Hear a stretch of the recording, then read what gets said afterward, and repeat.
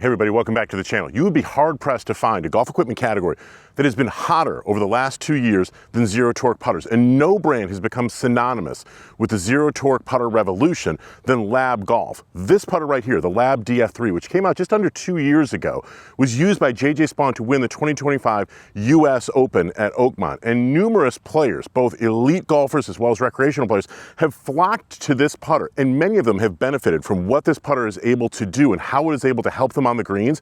But I think that there's a putter that's going to be even more beneficial to more players out there than the LAB DF3, and it's this putter right here. This is the LAB OZ.1i HS, and it might be the putter that puts LAB over the top. So to fully understand and appreciate what the OZ.1i HS is doing, I think it's really important to establish right away exactly what LAB putters are designed to do and the challenges that the brand has had to overcome over the last several seasons. You see, LAB, L.A.B, stands for lie angle balance. Lie angle balance is all about working to try and keep the face of the putter square to your stroke's path, regardless of how you make a putting stroke. You see, some players have a relatively straight back, straight through swing.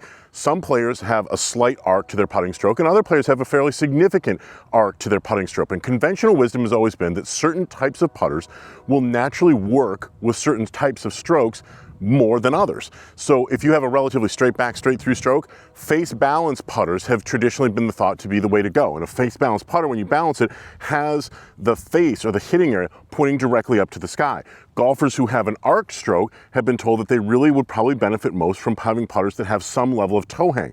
The greater the arc in your stroke, the more toe hang, the more when you balance a putter, it would have the toe go down. Those types of putters are going to match up with that level of face rotation in a stroke. But regardless of how you swing a LAB putter, this putter has been balanced and weighted in such a way that it really works to keep the face of the putter square to your stroke's path, regardless of what that path might be. And that's really important, because the more that you can keep the face square to the path, the more consistently you're going to be able to bring the putter face back to square, the way you set it up in the address position. So your putts are going to get started on your intended line much more often. And that's a big shortcoming that a lot of players have. They don't bring the putter face back to the square position that they started in, so their putts right away are offline. So in order to make all that happen, LAB putters have historically been very unconventional in their shape, because really the form is following the function. And that's what brings us to the latest LAB putter, which is going to be the LAB OZ.1i HS. As you'll notice, this is a heel shafted putter. In fact, this is the very first heel shafted putter that LAB has ever produced. And you'll notice also that the shape of this putter, the OZ.1i HS, is much more conventional looking. It looks like a semicircular mallet. Now, LAB had previously released the OZ.1 and the OZ.1i several months ago, but this model right here, the OZ.1i HS, is the newest one. And again, because it has a traditional looking hosel and because it sets up in the address position like mallets that many players have used in the past, this could be the putter that helps LAB break through to bring the benefits of lie angle balance, of keeping this face square to the stroke path, getting all those benefits in a putter that looks like a traditional mallet.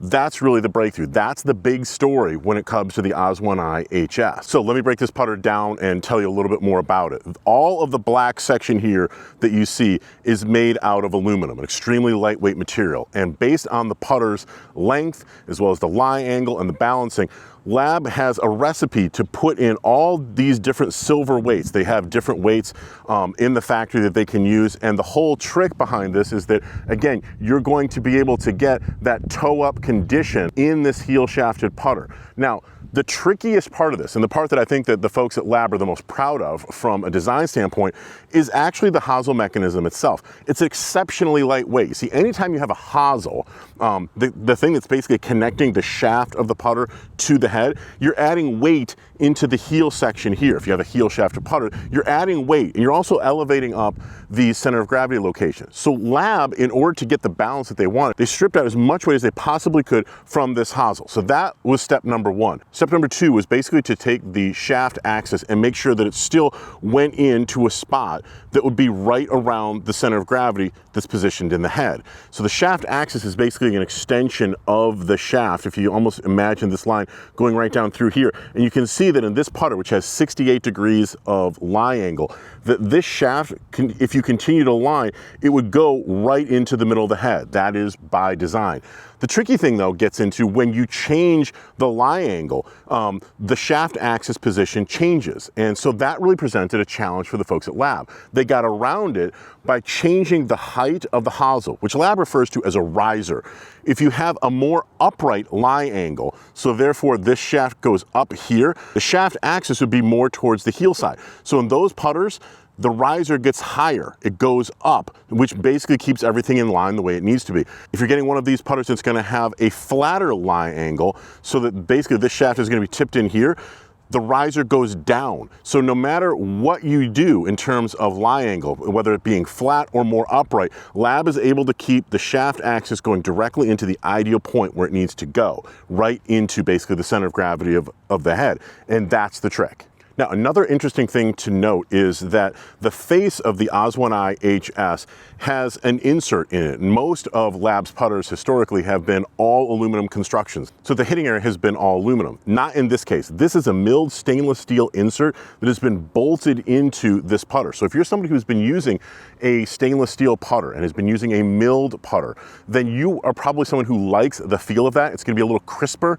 The ball is going to come off a little quicker than it would with an aluminum face putter, or a putter that has perhaps a urethane insert or a Surlyn insert. This putter is going to give you a crisp milled feel because it actually does have milled stainless steel right where you hit the ball. And the OZ.1i HS, like LAB's other putters, is highly customizable. Yes, you will be able to get this putter as a stock option, which would have a black head, a black shaft, a couple different grip variations. But if you want to get it customized in different colors, if you want to have different alignment aids on here, all that is available through LAB and its customization process. So if you want a green one, if you want a red one, you want a pink one, you want one that has this sort of T pattern here, if you want stripes, if you want dots, all of those things are available through LAB custom order. So that's probably everything you need to know about the LAB OZ.1i HS putter and how LAB is trying to help players get more consistency on the greens.